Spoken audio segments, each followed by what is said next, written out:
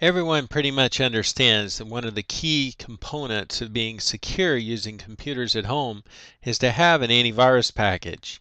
And it's important to buy these packages, I feel like, in the stores. Now, I know the antivirus companies don't really want me saying that because they would prefer to sell a whole lot of them online.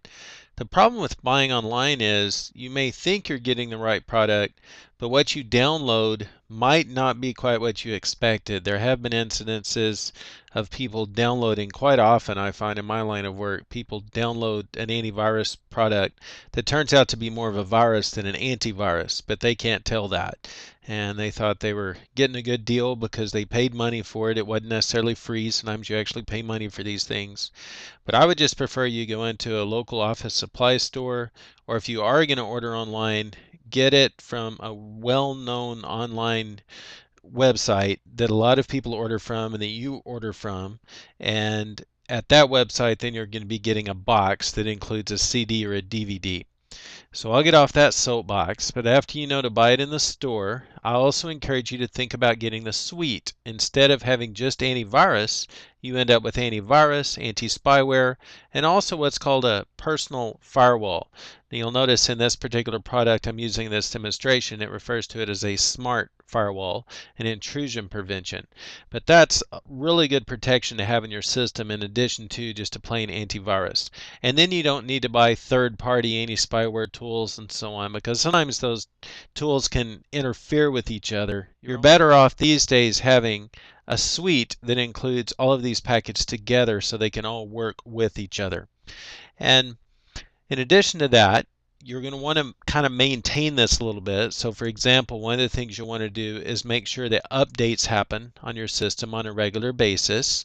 And depending on which package you have, it'll show you how to do that. And there are a lot of things you want to update. Not only are you updating the program itself, but you're also updating what are called definitions. And of course, definitions would refer to the list of suspect code that your antivirus package is looking for at all times. So got to keep all that up to date too. It's also a great idea to make sure you have the most recent release, not a 2 or 3-year-old version of the antivirus package. Something else that needs to be done is to make sure that your scans are actually happening, and you can set up automatic scans. You can also do manual scans. I prefer the automatic because that way you don't have to think about it, you don't have to worry about it. That's done under settings. And then you'll also want to go check out your history to make sure that the scans are actually happening. And for example, in this product, you can specify what history you want to look at. So I might choose to look at just scan results. I see that I've got my scan set to run whenever the computer's idle. There was a full system scan, probably happened during the night. Looks like it took a little over an hour and 7 minutes and 50 seconds. And it found a risk and it resolved the risk. So that's what you want to have. That was probably a cookie or something, but you can go into more details and find out if you like. So you want to keep an eye on those items. Also check the logs to see if there are any errors. And then really the last thing is make sure you have enough chip memory in your computer. Make sure you have enough RAM. If you're really skimping on how much chip memory is in your machine, then the antivirus package could really slow your computer down a lot. Now there have been another manufacturer, a vendor, that had a kind of a bloated antivirus package, but they fixed it now. It's not nearly as big as it used to be, and that can affect that too. But just have plenty of RAM, use a good package, and coordinate with your IT professional.